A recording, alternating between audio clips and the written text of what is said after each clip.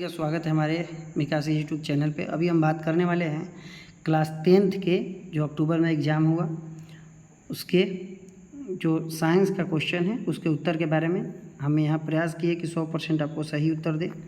चलिए तो बिना समय को लॉस किए हुए हम बात करते हैं यहाँ पे आंसर के बारे में। चारों ऑप्शन नहीं पढ़ पाएंगे, ज़्यादा समय लगेगा, इसलिए उसी उत्तर के बारे में हम जिक्र करेंगे जो सही है। देखिए पहला कह रहा है कि विद्युत वाहक बल का मात्रक क्या होता है, तो विद्युत वाहक बल का मात्रक वोल्ट होता है। विद्युत वाहक बल का है या फिर विभवांतर का या विभव का है, तीनों का वोल्ट ही होता है। ऑप्शन नंबर बी सही हो जाएगा। दूसरा नंबर देखते हैं। दूसरा कह रहा कि चुंबकीय बल क्षेत्र का ऐसा ही मात्रक क्या होता है, तो ऐसे तो टेस्ला होता है, लेकिन यहाँ नहीं दिया है टेस्ला, तो हो जाएगा ऑप्शन नंबर ए न्यूटन प्रति ampere metre, option number A. तीसरा कह रहा कि डायनेमो का सिद्धांत आधारित है, तो प्रेरित विद्युत धारा पर इंडक्ट इलेक्ट्रिक करंट पे, ऑप्शन नंबर बी हो जाएगा। 4 नंबर कह रहा कि विद्युत मोटर को चलाया जाता है, तो विद्युत मोटर को चलाया जा सकता है दिष्ट धारा और प्रत्यावर्ती धारा दोनों पे, तो ऑप्शन नंबर सी हो जाएगा। 5 नंबर तो दाएं हस्त के अंगूठे का नियम कौन दिया था, कौन प्रतिपादित किया था, तो ये हम लोग पढ़े हैं फ्लेमिंग के दाएं हस्त नियम, तो ऑप्शन नंबर ए हो जाएगा फ्लेमिंग। अब आगे हम बात करते हैं 6 नंबर क्वेश्चन। विद्युत चुम्बकीय प्रेरण की खोज कौन किया था, तो फैराडे ने किया था, ऑप्शन नंबर डी। 7 कह रहा है कि विद्युत चुम्बक बनाया जाता है, तो विद्युत चुम्बक नरम लोहा का बनाया जाता है, ऑप्शन नंबर सी हो जाएगा।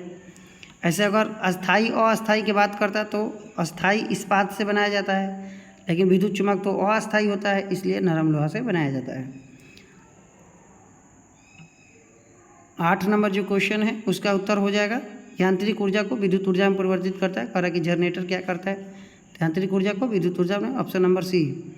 9 नंबर क्वेश्चन कह रहा कि विद्युत तार सामान्यतः होते हैं, तो लाल रंग के जो लाइव वायर होता है, जो इसे वो गर्म तार कहते हैं, वो लाल रंग के होते हैं।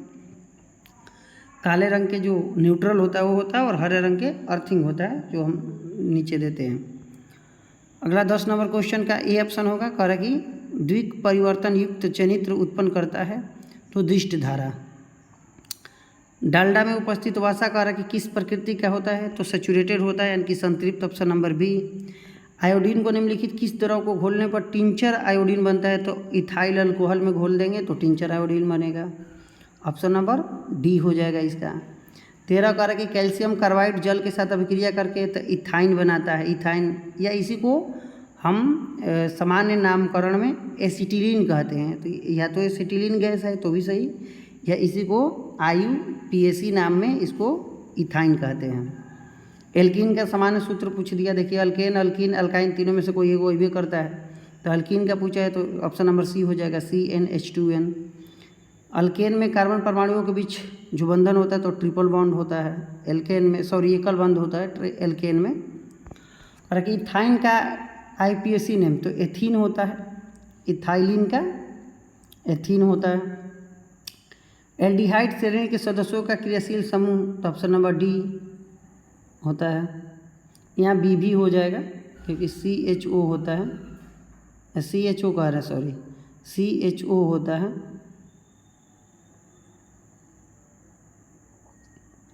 चलिए अगला क्वेश्चन 18 नंबर। अल्काइन में 2 कार्बन परमाणुओं के बीच तो ट्रिपल बॉन्ड होता है। अगला कह रहा है कि अल्कोहल में कौन सा तत्व उपस्थित नहीं होता है, तो नाइट्रोजन नहीं होता है अल्कोहल में, कार्बन, हाइड्रोजन और ऑक्सीजन होता है। 20 नंबर का निम्नलिखित यौगिकों में जल में अविलेय है, तो इथाइन हो जाएगा, इथाइन जल में अविलेय होता है। 21 नंबर का आ रहा है कि एक वन पारिस्थितिकी तंत्र में, बायोलॉजी यहाँ से आ गया, कितने पोषीय स्तर होते हैं, तो 3 पोषीय स्तर होते हैं। जीवाणु कहलाते हैं, तो जीवाणु अपघटक होते हैं, ऑप्शन नंबर सी। बाघ उपभोक्ता है, तो बाघ अंतिम स्तर का है, यानी कि तृतीय पोषीय स्तर का है। ओजोन परत है, तो लाभदायक है ओजोन परत, क्योंकि ये पराबैंगनी किरणों को धरती पर आने से रोकता है, जिससे जीव जंतुओं पर होने वाले दुष्प्रभाव नहीं होते हैं। तो 25 नंबर क्वेश्चन का रहा है कि निम्नलिखित में से कौन से जैव अनिम्नीकरणीय है, तो याद रखना है DDT बड़ी फेमस है कि DDT जैव अनिम्नीकरणीय है, ये डिसॉल्व नहीं हो पाता है, इसका अपघटन नहीं हो पाता है। 26 नंबर कह रहा है कि प्राथमिक उपभोक्ता कहलाते हैं, प्राथमिक उपभोक्ता हमेशा शाकाहारी होता है। जैव आवर्धन प्रदर्शित करने वाला रसायन है, तो वहीं DDT। निम्नलिखित में से किसी पारिस्थितिकी तंत्र का जैव घटक हो सकता है तो कवक होता है। कहा कि CFC का व्यापक उपयोग होता है, तो CFC जो कूलिंग का काम करता है, ठंडा करता है, तो ये जेट इंजन में होता है, रेफ्रिजरेटर में होता है, एयर कंडीशनर में होता है, इसलिए इसका आंसर हो जाएगा डी में से सभी। अगला क्वेश्चन निम्नलिखित में से कौन प्राकृतिक पारिस्थितिकी तंत्र, तो समुद्र हो जाएगा, क्योंकि बाकी सारे तो प्राकृतिक पारिस्थितिकी तंत्र नहीं है, समुद्र है, क्योंकि फुलवारी हम लगाते हैं, पार्क हम लोग भी लगाते हैं, कृषि भूमि को हम लोग करते हैं, लेकिन समुद्र प्राकृतिक होता है। बस यही 30 था, हमने प्रयास किया 30 का 30 सही उत्तर देने का। आप मिलाएं और चैनल को सब्सक्राइब करें ऐसे अपडेट पाने के लिए। धन्यवाद।